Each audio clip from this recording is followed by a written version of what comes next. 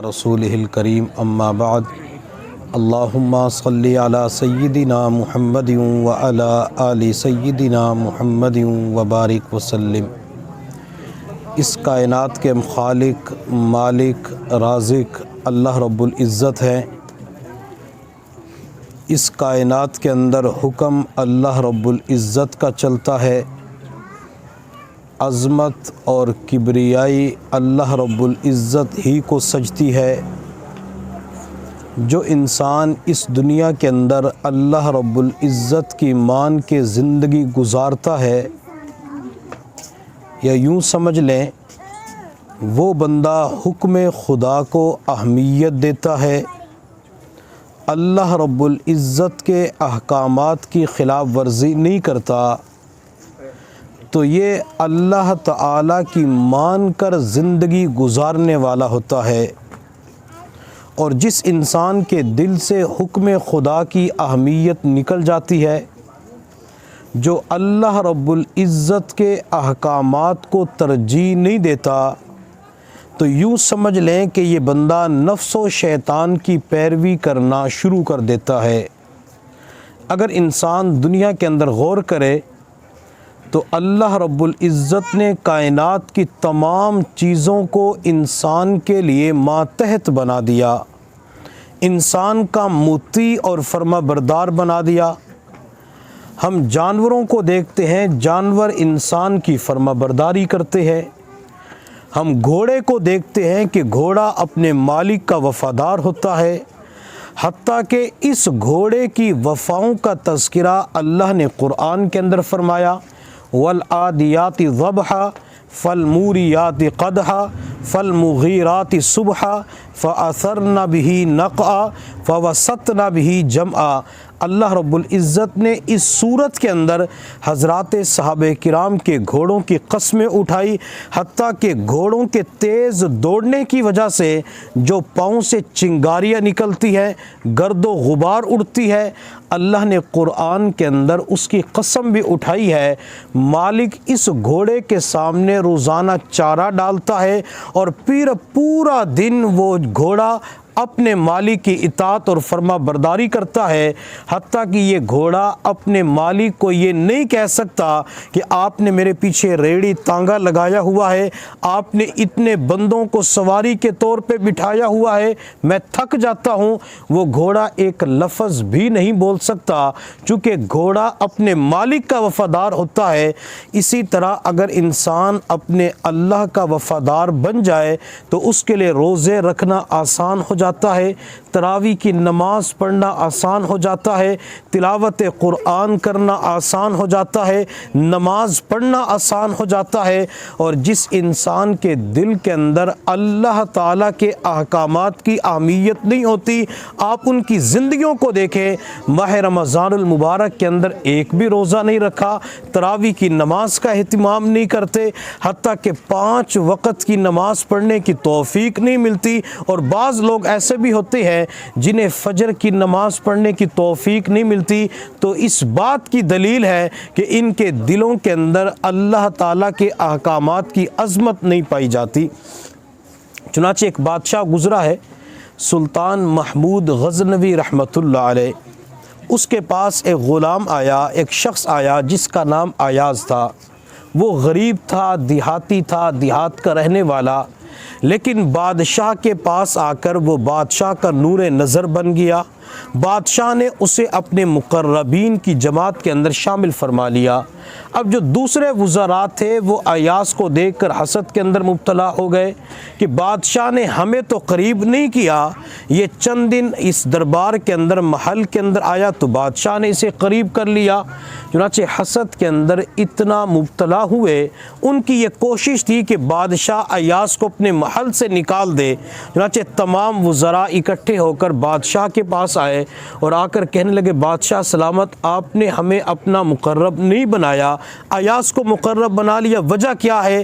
تو بادشاہ نے کہا کہ اس کا جواب میں آپ کو کسی اور موقع پہ دوں گا.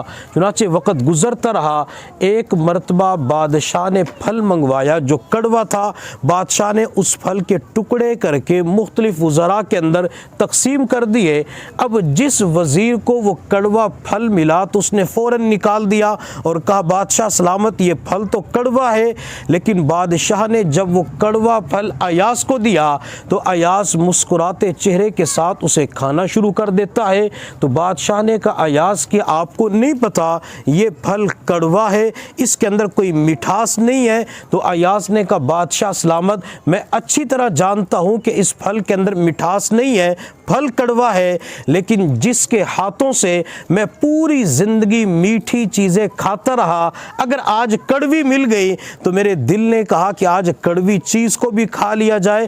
تو بادشاہ نے دوسرے وزراء کی طرف دیکھ کے کہا کہ اس بندے کے دل کے اندر میری محبت پائی جاتی ہے اور تمہارے اندر میری محبت نہیں پائی جاتی. حضرت مولانا روم رحمۃ اللہ علیہ فرمایا کرتے تھے کہ اللہ تعالیٰ انسان کو مختلف نعمتیں عطا فرماتے ہیں تو انسان اللہ کا شکر ادا کرتا رہے. اگر اللہ کی طرف سے کبھی کوئی مصیبت آ جاتی ہے, امتحان آ جاتا ہے, تو انسان کبھی بھی اللہ کے بارے میں شکوے نہ بیان کرے, کبھی یوں نہ کہے کہ اللہ میرے ساتھ اچھا نہیں کرتا, اللہ نے میرے ساتھ ہی یوں کیا, اللہ نے دوسروں کے ساتھ ایسا کیوں نہیں کیا. انسان کبھی شکوے شکایت کے الفاظ اپنی زبان کے اوپر لے کے نہ آئے. اگر انسان شکر اور صبر کے ساتھ زندگی گزارتا ہے تو میرے پیغمبر کے فرمان کے مطابق اللہ تعالیٰ اس کے لیے جنت کا فیصلہ فرما دیتی ہے. ایک مرتبہ تمام وزراء اکٹھے ہو کر بادشاہ کے پاس آئے اور بادشاہ سے کہا بادشاہ سلامت, ایاز نے اپنی ایک الماری بنائی ہوئی ہے اور اس الماری کے اندر دربار کا محل کا قیمتی خزانہ چھپا کے رکھا ہوا ہے.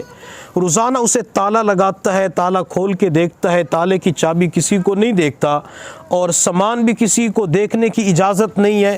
لگتا یہ ہے کہ اس ایاز نے کوئی قیمتی ہیرا چھپایا ہوا ہے, موتی چھپایا ہوا ہے.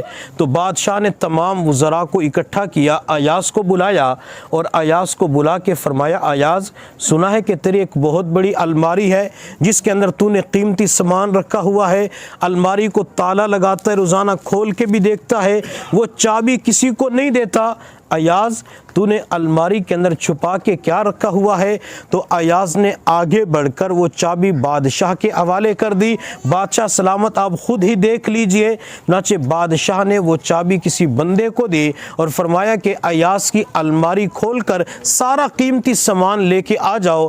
جب وہ بندہ تھوڑی دیر کے بعد سامان لے کے آیا تو اس کے اندر پرانے جوتے تھے, پرانا کرتا تھا اور پرانا پھٹا ہوا تہبند تھا. یہ تین چیزیں تھی.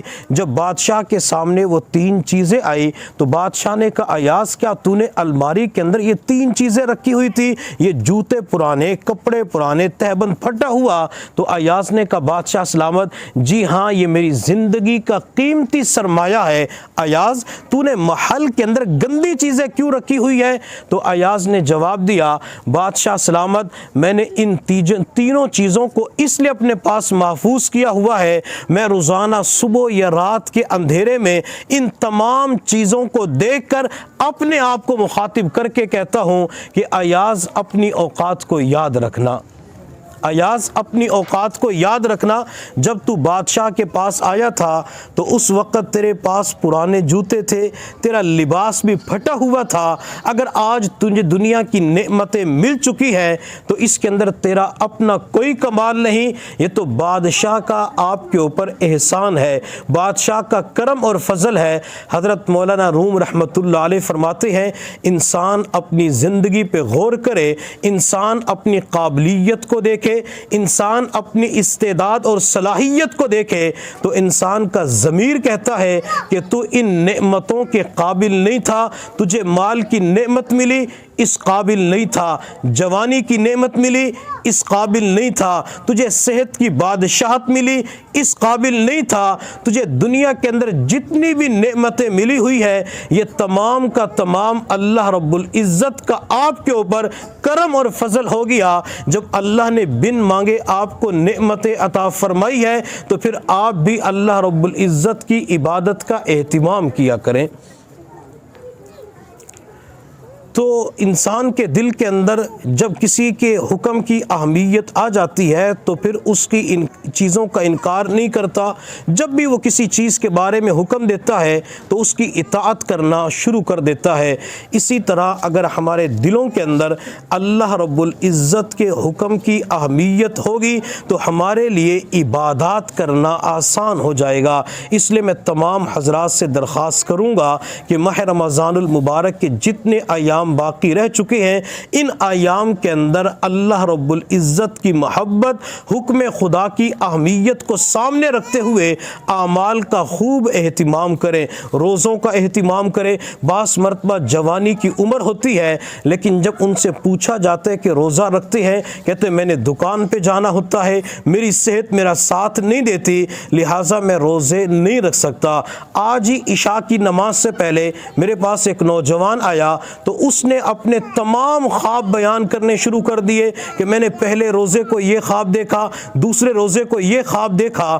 تو میں نے اس نوجوان سے کہا کہ آپ نے روزے بھی رکھے ہیں، آج 17 روزے ہو چکے ہیں۔ تو اس نے کہا حضرت میں نے صرف 2 روزے رکھے ہیں۔ اب 17 روزوں کے اندر صرف 2 روزوں کا اہتمام کیا، 27-28 سال کی عمر ہے، اب زندگی کے اندر وہ اپنے خواب تو بیان کر رہا ہے لیکن روزوں کی طرف اس کی توجہ نہیں۔ تو میں نے اگلا سوال کیا کہ آپ نے تراویح کی نماز پڑھی ہے؟ تو اس نوجوان نے کہا کہ حضرت میں نے اس مرتبہ 1 رکعت بھی تراویح کی نماز نہیں پڑھی۔ اب جب دل کے اندر اللہ رب العزت کے احکامات کی اہمیت نہیں ہوتی تو پھر روزہ رکھنا مشکل ہو جاتا ہے، تراویح کی نماز پڑھنا مشکل ہو جاتا ہے، قرآن کھولنا مشکل ہو جاتا ہے۔ اس لیے اللہ تعالیٰ کی محبت کو سامنے رکھتے ہوئے ہم روزوں کا اہتمام کریں، تراویح کی نماز کا بھی اہتمام کریں، 5 وقت کی نماز کا اہتمام کریں۔ نوجوان کثیر تعداد کے اندر موجود ہیں، ایک تو لاک ڈاؤن نے ویسے ہی پریشان کیا ہوا ہے، دوسرا تمام لوگوں کی چھٹیاں ہو چکی ہے، بازار کی چھٹی، مارکیٹ کی چھٹی، سکول کی چھٹی، مدارس کے اندر بھی چھٹیاں ہو چکی ہے۔ اب انسان گھر کے اندر فارغ ہوتا ہے، اب وہ 7-8 گھنٹے نیند تو پوری کر لیتا ہے لیکن نہ وہ تلاوت کا اہتمام کرتا ہے نہ وہ تسبیحات کا اہتمام کرتا ہے۔ اب اس نے فارغ وقت تو مکمل کرنا ہوتا ہے تو شیطان مختلف چیزوں کے اندر مبتلا کر دیتا ہے کہ کبھی کہتے ارطغرل ڈرامہ دیکھ لو، کبھی کہتے PUBG گیم کھیل لو اور کبھی بعض مرتبہ فلموں اور ڈراموں کے اندر لگا دیتا ہے۔ چنانچہ انسان کا پورا دن بعض مرتبہ روزے کی حالت میں موبائل کی سکرین پہ تھرکتے جسموں کے تماشے دیکھتے ہوئے گزر جاتا ہے۔ اس بندے کو یہ احساس ہی نہیں ہوتا میں نے اللہ کی خاطر روزہ رکھا ہوا ہے اور موبائل کے اوپر، نیٹ کے اوپر میں کیا گند بلا دیکھ رہا ہوں۔ وہ موبائل کی سکرین کے اوپر مختلف گند کو دیکھ کر اپنے روزے کو بھی خراب کر لیتا ہے۔ اگر اللہ نے روزہ رکھنے کی توفیق عطا فرمائی ہے، اگر آپ سو سکتے ہیں تو سونے کا اہتمام کریں، اگر زیادہ نہیں سو سکتے تو قرآن کی تلاوت کا اہتمام کر لیں، ذکر و اذکار کا اہتمام کر لیں، مسجد کے اندر چلے جائیں، مدرسے کے اندر چلے جائیں، کسی عالم کے پاس جا کے بیٹھ جائیں۔ اگر ان جگہوں کو اختیار کیا جائے گا تو اللہ تعالیٰ بہت سارے گناہوں سے انسان کی حفاظت فرما دیتی ہے۔ میرے محبوب صلی اللہ علیہ وسلم نے ارشاد فرمایا بہت سے روزے دار ایسے ہوتے ہیں جن کو بھوکا پیاسا رہنے کے سوا کچھ بھی نہیں ملتا۔ کیا مطلب؟ وہ روزہ تو 15-16 گھنٹے کا رکھ لیتے ہیں لیکن روزہ رکھنے کے ساتھ گناہوں کے اندر مبتلا ہوتے ہیں۔ روزے کے جو اثرات ہوتے ہیں، روزے کی جو افادیت ہوتی ہے وہ انسان کو نصیب نہیں ہوتی، انسان کی زندگی کے اندر تقوی نہیں آتا۔ اگر انسان مکمل آداب کی رعایت رکھتے ہوئے روزوں کا اہتمام کر لے تو بقیہ زندگی انسان کی گناہوں سے پاک صاف گزر جاتی ہے۔ آج کے دور میں لوگ کہتے ہیں میں نے رمضان کے اندر روزے رکھ کے تراویح کی نماز پڑھی لیکن جو ہی عید کا دن آیا میری تو پورے دن نماز کی چھٹی ہو گئی، مجھے قرآن کھولنے کی توفیق نہ ملی۔ اب اس کی وجہ کیا ہوتی ہے؟ اس کی وجہ یہ ہوتی ہے کہ ماہ رمضان المبارک کے اندر روزے کو مکمل آداب کے ساتھ نہیں رکھا۔ اگر روزے کا اہتمام کیا جاتا ہے آداب کی رعایت رکھتے ہوئے تو اللہ تعالیٰ کئی مہینوں کے لیے انسان کو اعمال کی توفیق عطا فرما دیتی ہے۔ میرے محبوب صلی اللہ علیہ وسلم نے ارشاد فرمایا کہ روزہ ایک ڈھال ہے، جب تک انسان اس کو پھاڑ نہ ڈالے، جب تک اس کے اندر سوراخ نہ کر دے۔ اب کیا روزہ بھی پھٹ جاتا ہے، روزہ بھی خراب ہو جاتا ہے، روزے کے اندر بھی سوراخ ہو جاتا ہے؟ میں اس کو دوسرے لفظوں کے اندر آسان کر دیتا ہوں۔